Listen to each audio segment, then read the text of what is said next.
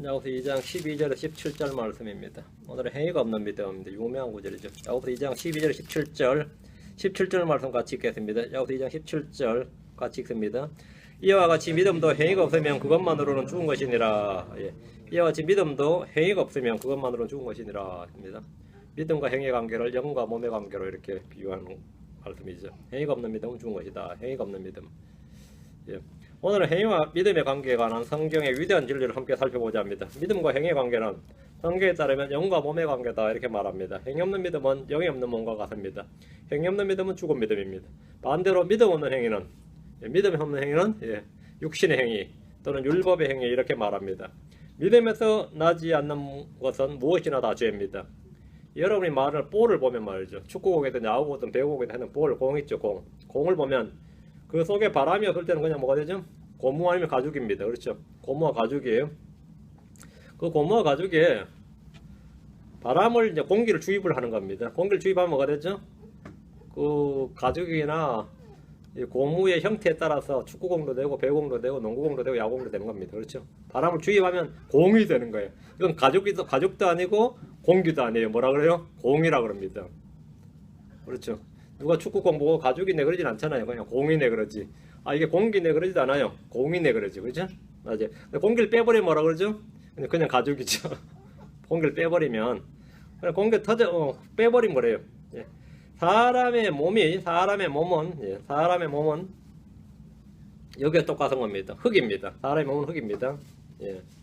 공기는 하나님 수분, 하나님 수분 호흡, 그건 영에 해당합니다. 공기, 영, 호흡에 해당합니다. 영입니다. 이 가죽과 고무란 몸체에 바람이 들어가면 공이 되는데 공이란 새로운 뭐가 하나 새로운 개체가 하나 되는 거죠. 이것이 뭐죠? 바람에 치면 혼이 되는 겁니다. 혼이 됩니다. 새로운 하나의 개체가 된단 말이죠. 하나님의 수음은 영이 됩니다. 사람의 몸은 혼이고 이 속에 하나님께서 바람을 불어 넣으셨다고요. 그럼 하나님의 호흡은 영이 되는 겁니다. 그때 사람은 리빙 소울, 살아있는 혼이 됩니다. 혼이 되었습니다. 여러분 꿀이나 알루미늄을 한번 생각해 보세요. 꿀이나 알루미늄. 그냥 꿀이나 알루미늄이에요. 꿀이네요. 꿀이다요. 이런 선은 꿀이나 알루미늄은 약하죠. 그래서 막 꼬우면 꼬이고 실처럼 꼬우면 꼬이고 늘리면 늘어집니다. 그런데 이 꿀이나 알루미늄 속으로 전기가 딱 흘러버리면 뭐가 되죠? 그 속에 전기가 흘러버리면 이제 전선이 되는 겁니다. 전선이 됩니다. 전기가 없을 때는 그냥 금속으로 된 머티리얼인 물질입니다. 아무리 거대한 기중기라도 동력이 없을 때는 그냥 고철덩어리에 불과합니다. 아무리 고급 냉장고라도 전기가 없을 때는 그저 물건 넣는 통이나 신발장으로 쓰입니다. 마찬가지로 영이 없는 몸은 그냥 흙덩어리에 불과합니다. 영이 없는 몸은 흙덩어리입니다. 하나님은 사람의 몸에 영을 불어 넣으심으로써 우리는 살아있는 혼이 됩니다. 성경은 행위와 믿음의 관계를 이어갔다는 겁니다. 행위가 없는 믿음은 영이 없는 몸과 같다는 말씀은 행위를 강조할 뿐만 아니라 믿음 역시 강조하는 말씀입니다. 여기서 구분해야 될 중요한 진리가 있는데 행위할 때 행위는 율법의 행위 또는 육신의 행위, 믿음의 행위 이게 다 다릅니다. 육신의 행위와 성례의 열매는 다릅니다. 육신의 행위하면 뭐라고 해요 우리가? 이거 완전히 죄죠. 율법의 행위하면 유대인들은 그걸 죄라고 생각 안 합니다. 율법을 지켰다고 생각하죠. 그렇죠? 크리스천들에게는 그건 아무것도 아니에요. 우리는 육신의 행위도 아니고 율법의 행위도 아니고 믿음의 행위다 말이죠. 믿음의 행위. 그 육신의 행위와 성례의 열매는 다릅니다. 믿음의 행위는 성례의 열매입니다. 우리는 율법의 행위와 상관없이 믿음으로 의롭게 되었습니다. 유대인들은 믿음으로 의를 구하지 않고 율법의 행위로 의를 구하다가 그 걸림돌에 예수 그리스도에게 걸려 넘어졌습니다. 율법의 행위와 예수 그리스도의 믿음은 상호 보완 관계가 아니라 날카로운 대조를 이룹니다. 율법의 행위로 의롭게 될 수 없고 성령을 받을 수가 없습니다. 율법의 행위, 육신의 행위는 죽은 행위들입니다. 믿음의 행위는 믿음에서 난 행위들로 성례 열매입니다. 이들은 전혀 같지 않습니다. 자, 오늘 본문을 보겠습니다. 자, 2장 12절입니다. 자, 본문입니다. 야고보서 2장 12절입니다. 너희는 자유의 법에 의해 심판받을 자들처럼 말하고 행하라. 크리스천들은 모세 율법 아래 있지 않지만 왕가의 법을 성취해야 되고 자유의 법에 따라 말하고 행해야 됩니다. 성도들에게는 믿음의 법이 있고 의의 법이 있고 따라야 할 성례의 법이 있습니다. 우리가 지은 죄에 대해서 정죄나 저주나 지옥의 심판을 받지 않지만 우리가 한 행위에 대해서는 심판과 보상을 받습니다. 만약 모든 사람이 워낙 모든 사람이 하나님의 심판에 대한 바른 인식만 있다면 누구나 두려움 가운데 살 겁니다. 내가 행한 모든 일, 내가 행한 모든 말, 내가 행한 모든 생각까지 다 주님께서 감찰하시고 심판하신다는 사실을 인식하고 두려움 가운데 사는 그리스도인들이 오늘 그리 많아 보이지 않습니다. 이는 신앙생활이 점점 형식화되어가는 이유 중에 하나이기도 합니다. 우리는 자유의 법에 따라 심판받을 자들처럼 행해야 됩니다. 그렇게 말해야 되고 생각해야 되고 행해야 됩니다. 심판받는다요. 크리스천은 심판이 없는 게 아니다. 심판받는다요. 우린 다 반드시 그리스도의 심판석 앞에서 우리가 행한 일들과 자신에 대해서 회개복을 해야 됩니다. 우리가 일상에서 한 모든 말은 심판의 대상입니다. 주님 말씀하시기를 마태복음 12장 36절에 오직 내가 너에게 이르노니 사람들이 무슨 쓸데없는 말을 하든지 심판날에 그것에 대하여 회개복을 하리라 합니다. 찬양과 감사와 덕을 끼치는 선한 말을 하는 대신에 형제자매들의 그걸 욕이나 해야 되고 헐뜯고 판단하는 말 할 때, 그것뿐만 아니라 자신의 지금 현실에 대해서 막 계속 불평 불만을 쏟아놓을 때 우리는 심판의 날을 두려워해야 됩니다. 이는 우리의 모든 말은 우리 마음에 가득한 그대로 나오기 때문입니다. 예수 그리스도께서 산상순에서 가장 중요하게 설교한 행동윤리도 말에 대한 것이었습니다. 우리의 입술은 주님께 드린 희생물이 되어야 됩니다. 그래서 시편 기자는 다음과 같은 기도를 드렸는데 시편 19편 14절에 오 나의 힘이시여 나의 구속자이신 주여 내 입의 말들과 내 마음의 묵상이 주의 눈앞에서 받으실 만한 것이 되기를 원하나이다. 한때 미국의 유명한 메이저리그 그 4번 타자였어요. 그것도 아주 홈런 왕도 하고 막 이랬던 사람이 빌리 썬데이라는 사람인데 미국 전체 메이저리그에서도 아주 강타자로 유명했던 그런 사람이 우연찮게 술 먹고 지나가다 친구하고 지나가다가 어느 교회 간판에 부흥회한다는 말 듣고 이래요. 그 간판에 쓰여있는 글 보고 친구는 그냥 들어가고 자기는 집에 가고 자기는 그냥 술 취한 채 교회 들어갔다가 구원받아 버렸어요. 그래서 사람이 메이저리그 때려치우고 복음 전도자가 됐는데 그 D.L. 무디급입니다. 미국의 그 유명한 복음 전도자가 되었습니다. 진짜 유명한. 근데 그 양반이 그날 구원받고 나서 야구 선수들 입이 막 얼마나 건지 몰라요. 여기 그냥 막 붙어 있는데 그 구원받은 이후로 죽을 날까지 난 한 번도 농담을 하지 않았다 그래요. 왜 그랬냐 했더니만 자신의 쓸데없는 모든 말이 다 심판의 대상이라는 사실을 알고 그 사실을 믿었더니 두려웠어. 그 알고 믿었더니 두려웠어. 그런 말을 못 하겠더라. 그게 열매입니다. 그게 열매예요. 우리는 모두 영적인 희생물 드리는 왕가의 제사장입니다. 왕가의 제사장이 드려야 하는 희생물 가운데 하나가 바로 감사와 찬양입니다. 히브리 13장 15절에 그러므로 우리가 그분으로 말미암아 계속해서 찬양의 희생을 하나님께 드리자. 그것은 곧 그분의 이름에 감사를 드리는 우리 입술의 열매니라. 찬양의 희생은 계속해서 드려야 되며 내가 사는 모든 날 동안 내가 생존하는 동안 드려야 할 영적 희생물입니다. 시편 104편 33절에 내가 사는 동안에 주께 노래하며 내가 생존하는 동안에 노래로 내 하나님을 찬양하리로다. 내가 사는 동안에 내가 생존하는 동안에 주께 찬양을 드릴 때 주님 우리에게 주의 판단들을 가르쳐 주시고 갈 길을 열어주십니다. 시편 119편 108절에 오 주여 주께 간청하노니 내 입의 자원 헌물을 받으시고 내 입의 자원 헌물들을 받으시고 이게 찬양이죠. 이게 감사, 이게 기도. 내 입의 자원 헌물들을 받으시고 주의 판단들을 내게 가르치소서. 입술의 열매로 드리는 찬양은 회개의 열매이기도 합니다. 우리는 은혜 받은 대로 입술을 드려야 할 것입니다. 입술의 희생물을 드린다. 호시아 14장 2절에 너희는 말씀들을 가지고 주께로 돌이키며 그분께 아뢰기를 모든 불복을 제거하시고 은혜롭게 우리를 받아주소서. 우리도 그와 같이 우리 입술의 송아지로 보답하리이다. 우리 입술의 송아지로. 찬양은 입술의 송아지라고 하는데 이는 영적 희생물이기 때문입니다. 우리의 모든 행위는 자유의 법에 따라 심판받을 자유의 법에 따라 받을 심판의 대상입니다.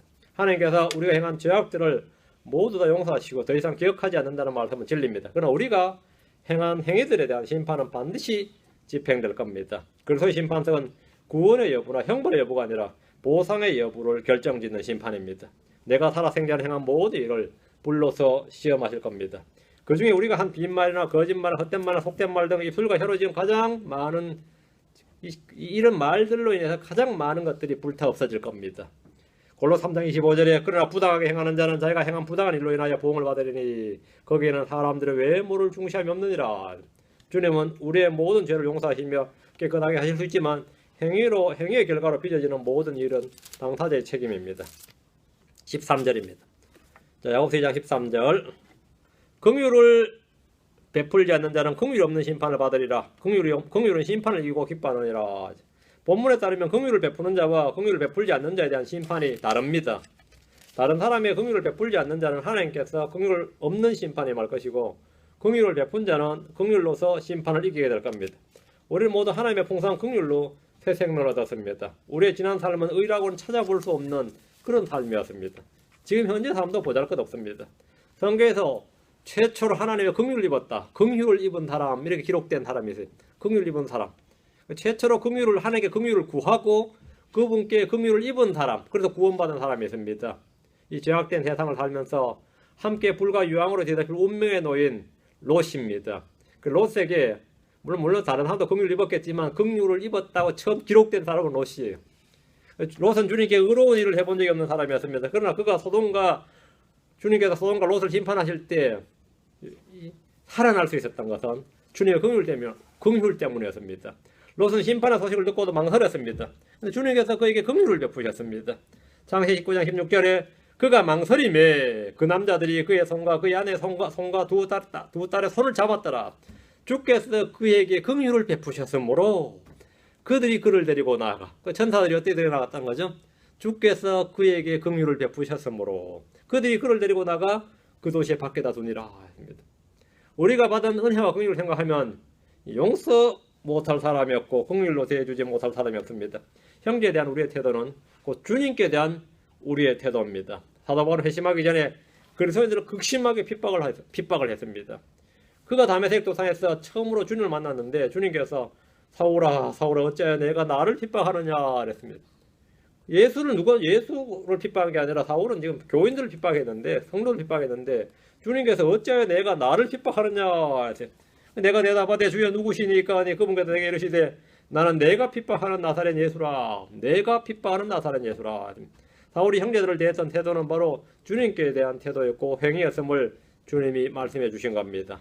우리는 지금 하나님을 섬기고 그분의 진리의 말씀을 따르며 성경대로 믿고 실행하리라는 그런 모토를 가지고 살고 있습니다.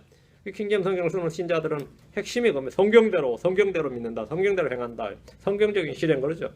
그렇다면 형제를 뜨겁게 사랑하고 섬기고 긍휼을 베풀어야 됩니다. 그게 성경의 모토입니다.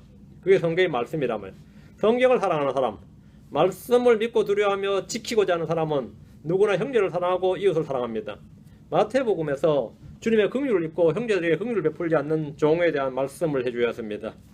마태복음 18장 32절 33절에 그때 그의 주인이 그를 불러 그에게 이르되 오 악한 종아, 내가 내게 애걸하게 내가 내게 그 모든 빚을 용서해 주었은즉 내가 너를 가엾게 여긴 것 같이, 이게 긍휼이죠.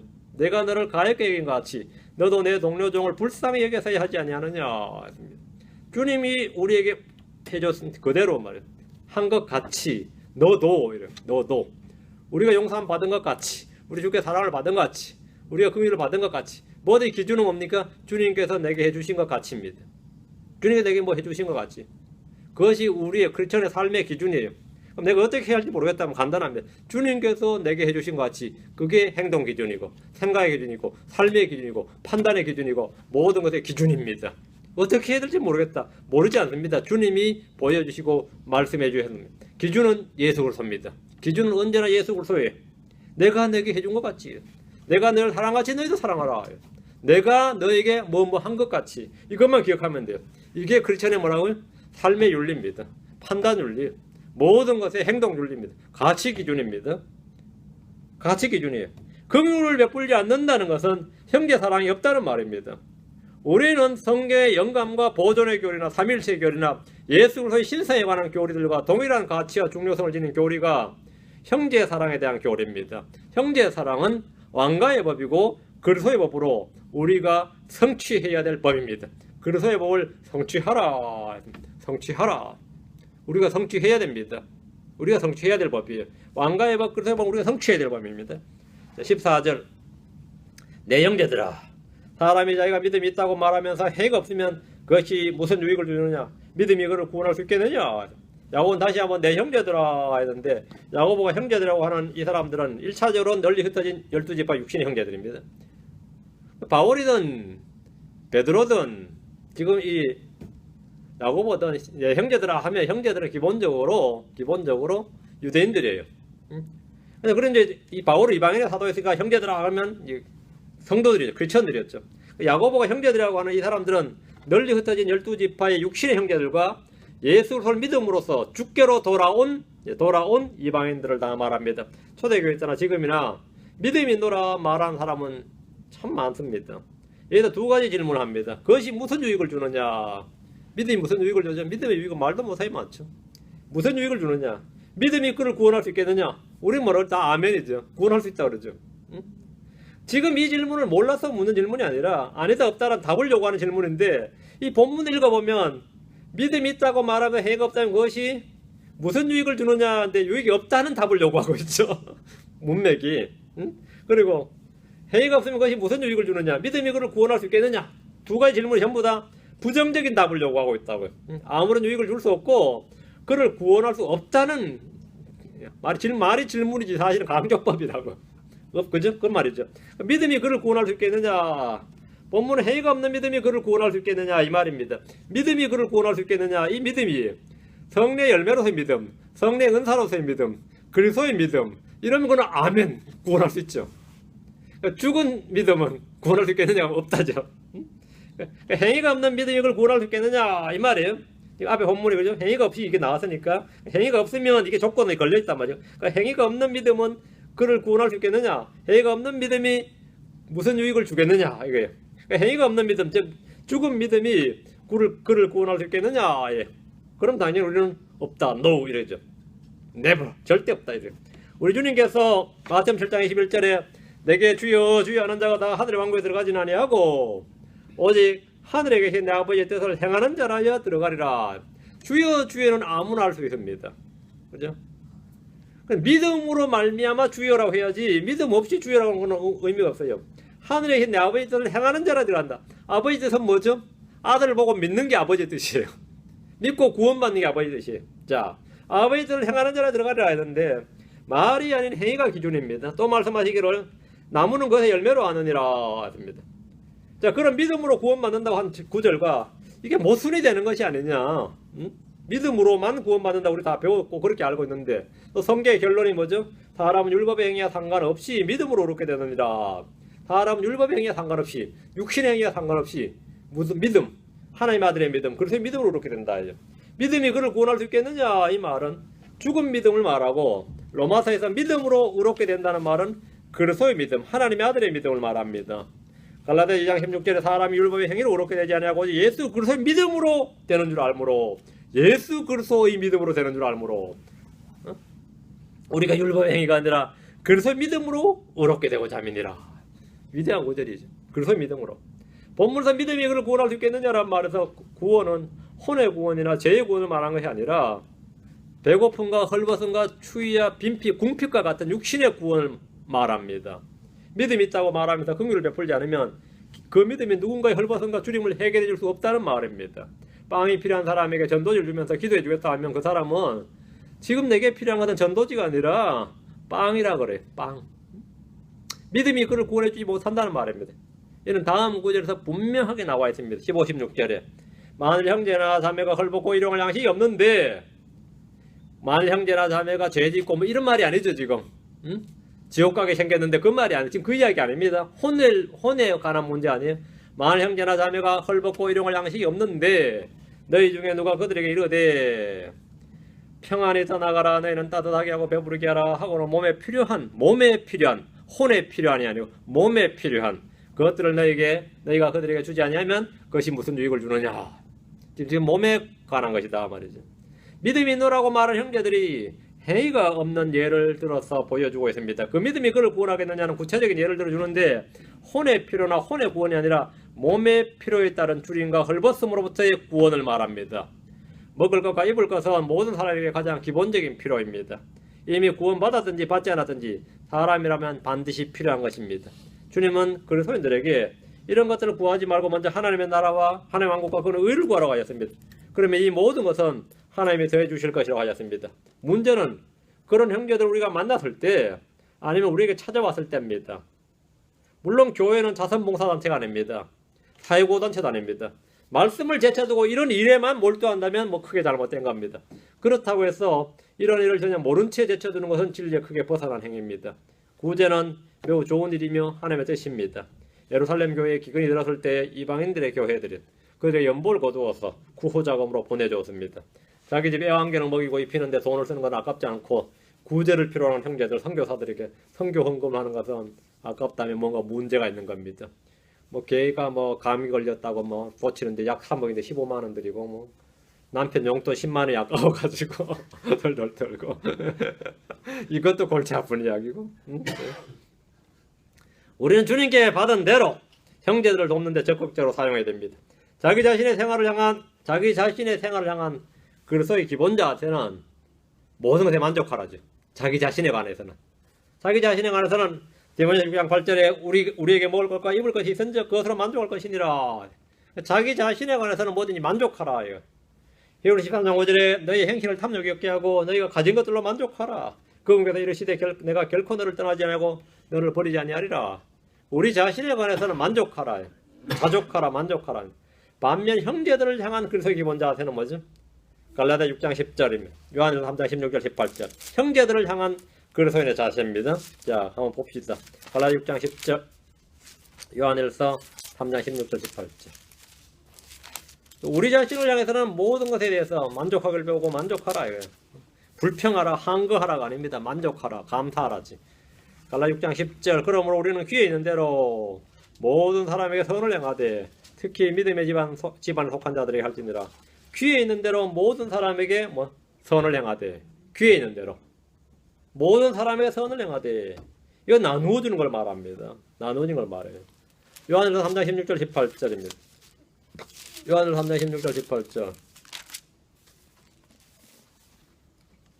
하나님께서 우리를 위해 자신의 생명을 내놓으셨으므로 이로써 우리가 그분의 사랑을 깨닫나니, 우리가 형제들을 위해 우리의 생명을 내놓는 것이 마땅하니라.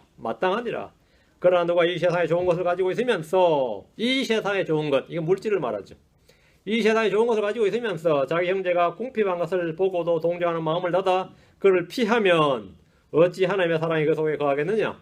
나의 어린 자녀들아, 우리가 말과 혀로서만 사랑하지 말고 오직 행함과 진실함으로 하자. 이렇게, 이게 형제들을 향한 그리스도인의 태도입니다. 자기를 향해서는 만족, 자족입니다. 형제를 향해서는 선을 행하자. 선을 행하자. 나눠주자. 이겁니다. 예전에 제가 들은 이야기인데, 어느 신학교에 있었던 일인데, 학점을 잘 주지 않기로 유명한 교수가 하나 있었는데요. 요즘 이런 일이 없을 겁니다. 그래서 옛날에는 그 신학이 좀 살아있는 시절 이야기예요. 그것도 한국 이야기는 아니고, 미국의 어떤 신학교에서 있었던 이야기인데, 하도 깐깐한 이 신학의 교수님, 목사님 겸 교수님입니다. 그 학생들도 그 사람한테 점수 잘 받기 어려운, 시험도 시험을이나 이 출석 점수를 아주 엄하게 매겼고, 수업 시간에 조금만 지각해도 여지없이 학점 깎아버리고 이랬습니다. 며칠 날 이 기말고사를 보는데 아침 9시까지 몇 호실로 모이라 공고를 했어요. 그 시험 시간에 1분만 늦어도 시험 점수가 팍팍 깎이는 거예요. 시험도 시험이지만.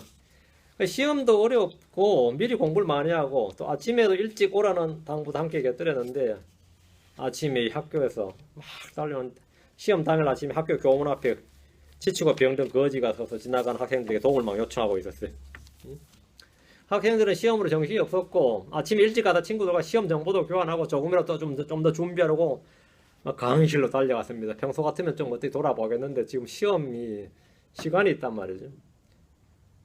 그럼 막 사정비 달려서 딱 시험 장소에 딱 도착하니까 애들이 9시까지 저는 딱 출석을 하고 시험을 봤어요. 그리고 그날 시험 본 학생들 학점은 다 F 맞았습니다. 그날 학생들의 시험들은 다 모두 F 학점인데, 그 정말 시험은 교문 앞에서 있던 거지를 누가 어떻게 돕느냐, 그것이 문제였어요. 왜? 이 신학교가 내 이웃을 사랑하라, 거기에 대해서 강의를 했었는데 그게 사실 시험 문제였어요. 근데 그날 아침에 9시까지 딱 음악이 명료해가지고 딱 해보니까 자신의 시험 점수 때문에 아무도 이 사람을 돌보지 않더라. 그리고 다 들었는데 너희들은 목사로서 자질이 없다. 너희들 진정으로 신학 배운다, 성경 배운다는 것은 사실은 전혀 자질 없는 놈들이다. 그래서 그런 이야기가 있어요. 전설적인 이야기지. 아주 요즘도 그렇게 가르치는 사람이 있으면 좋겠네요. 다시 갑니다. 야고보서 2장 14절 16절입니다. 14절에서 16절은 지금 우리가 하고 있는 14절 16절은 예언적으로 적용할 수 있는 구절입니다. 예언적으로 교리적으로 이 구절을 정확하게 문자 그대로 해석하고 적용하려면 이 대환란 때 줄이고 헐벗는 유대인 형제들에 관한 겁니다. 지금에 있는 성도들이 영적으로 적용하지만 대환란 때 끝까지 견디는 자들, 주를 믿는 자들은 헐벗고 줄입니다. 당연한 이야기죠. 일용할 양식이 없습니다. 짐승의 표를 받지 않는 자들이나 짐승의 형상에 경배하지 않는 자들은 물건을 사거나 팔 수가 없기 때문입니다. 이때 줄인 자들에게 먹을 것을 주고 마실 것을 주는 자들은 결코 자기 보상을 잃지 않을 것이라 이렇게 말합니다. 주님께서 하늘에 계신 우리 아버지여 우리에게 일용할 양식을 주옵시고 이렇게 기도하라고 하신 대로 이들은 광야나 산에서 먹을 것을 구해야 되는데 적그리스도의 치하에서 먹을 것과 입을 것을 구하는데 어려움을 겪게 됩니다. 주님은 주의 이름으로 이런 형제들에게 물 한 것을 대접해도 결코 자기 보상을 잃지 않을 것이라고 말씀하셨습니다. 14절 16절을 교리적으로 적용하면 바로 대환란 때 예언에 대한 말씀이 되는 겁니다. 17절 말씀입니다. 성경은 이제 다양하게 적용할 수 있습니다. 17절 말씀 이와 같이 믿음도 행위가 없으면 그것만으로 죽은 것이니라. 이 말은 영원한 진리입니다. 성경대로 믿는 그리스도인들 가운데 이 구절을 구원에 적용하라고 하기 때문에 로마서 못 쓰면 된다고 말하거나 영적 해석을 시도하려고 합니다.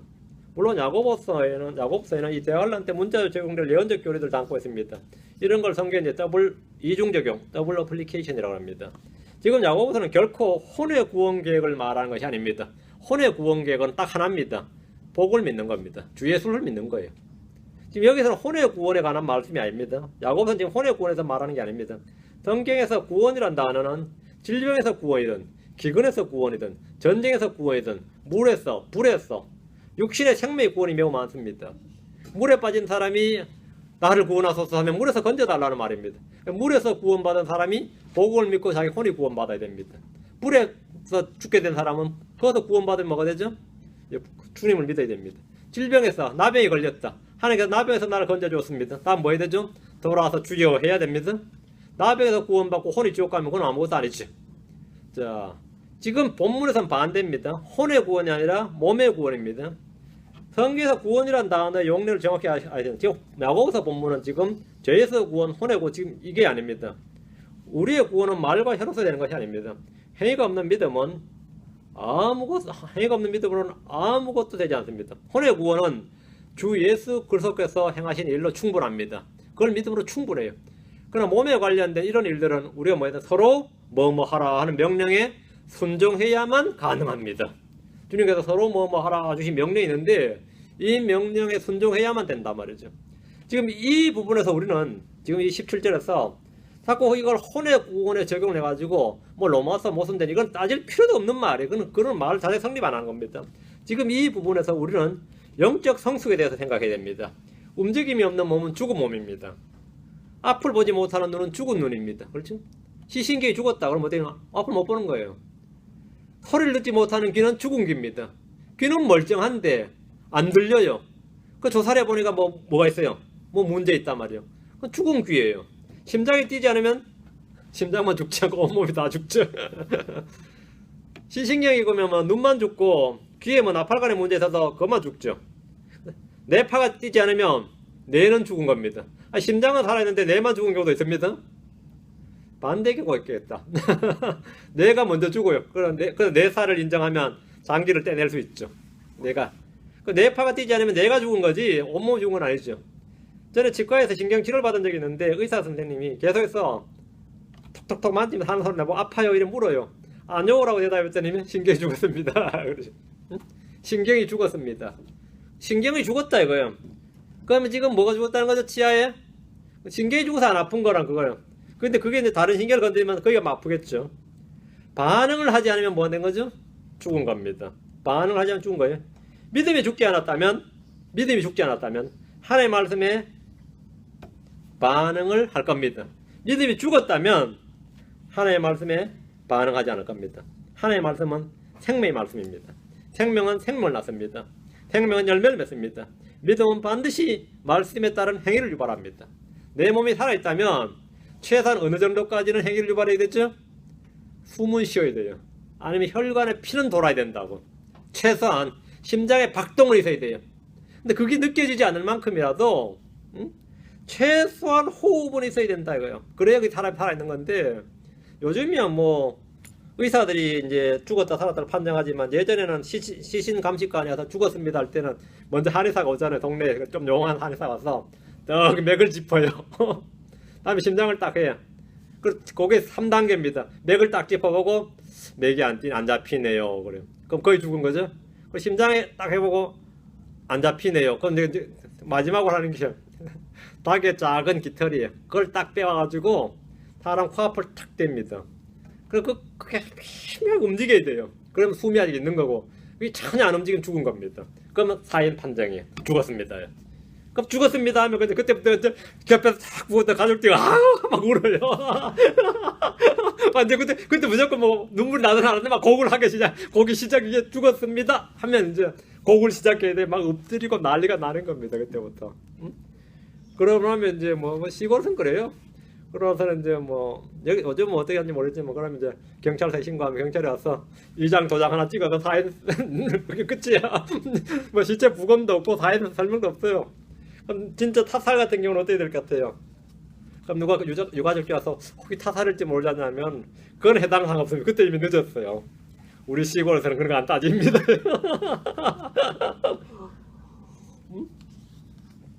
우리 시골 정도 안 따진다요. 그래서 지금 이제 그 법이 말이죠. 한국에서 그 법이 시체 그 사인 판명 법이 그게 그 옛날에 정해진 법이 아직도 안 바뀌었어요. 아직도 동네 이장 한 명 사인 도장으로 죽음이 판명 나요.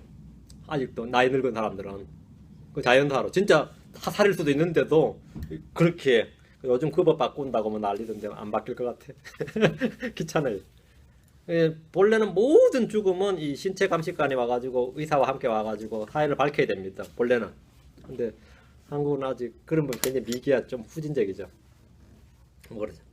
어쨌든 사람이 살아있다는 말은 말이죠. 사람이 살아있다는 말은 핵심이 뭐냐는 거예요. 최소한 호흡의 움직임이라도 있어야 된다요. 동작이 있어야 된다 이 말. 동작이 있어야 된단 말이에요. 죽음 믿음 행위가 없다 말은 뭐냐. 그 행위가 최소한 행위는 호흡이라는 행위는 있어야 된다요. 피가 순환하는 행위 정도는 있어야 된다. 말을 하든 눈을 껌뻑이든 그 정도 행위는 있어야 되는 거 아니냐 이거예요. 근데 행위가 없다 그러면 죽은 행위가 없으면 죽은 거다 말이죠. 그러니까 영이 있다는 말은 숨이 쉬는 거죠. 숨이 있다면 행함이 없으면 우리는 그 믿음을 뭐라고 하죠? 이거는 죽은 겁니다. 죽었다 이거예요. 그 사망으로 진단하는 겁니다. 갈라디아 5장 6절에 예수 그리스도 안에는 할례나 무할례나 아무 효력이 없으되 오직 사랑으로 일하는 믿음뿐이니라. 자 보세요. 여기 믿음은 뭐라고요? 사랑으로 일하는 믿음. 사랑으로 일하는 일이 뭐 working faith. 사랑으로 일하는 믿음뿐이다. 사랑으로 일하는 믿음. 사랑으로 일하는 믿음이요. living faith는 working faith, 일하는 믿음입니다. 살아있는 믿음이란 일하는 믿음이에요. 성경 구주의 통독한 독자라면 성경을 통해서 믿음이란 단어는 결코 홀로 사용되지 않는다는 사실을 알 수 있을 겁니다. 앞뒤로 뭔가 엮여져서 사용되는데 소망이든 사랑이든 부유함이든 생명이든 평화이든 인내든 뭔가 묶여서 사용됩니다. 믿음은 홀로 있지 않습니다. 우리가 마음으로 믿을 때 그 믿음은 주 예수께서 선물로 주신 믿음이고 그것은 주님의 것이고 주님께서 완성하실 겁니다. 만약 예수님을 나의 구주로 믿고 영접했는데 전혀 행함이 없다면 그것은 믿음의 문제가 아니라 나의 의지의 문제입니다. 내 안에 정상적으로 믿음이 형성되었다면 나는 주님께 내 자신을 내어 드림으로써 풍성한 열매를 맺을 수 있습니다. 믿음이 있다고 말을 하면서 마음으로 믿지 않는다면 이 시간 주님을 믿고 영접을 해야 됩니다. 그동안 나의 거짓된 믿음을 회개하고 참된 믿음을, 살아있는 믿음을 내가 받아들여야 돼요. 그것은 성경적인 사람들이 말하는 그 말로 하는 믿음은 성경적 믿음이 아니라 그 종교적 신념입니다. 그건 죽은 믿음이에요. 종교적 신념을 가지고 자꾸 믿음이라고 그러면 안 된다. 믿음이 누라 말하면 너희들 한테 열매를 보여보라 이거죠. 행위를 보여보라 이거죠.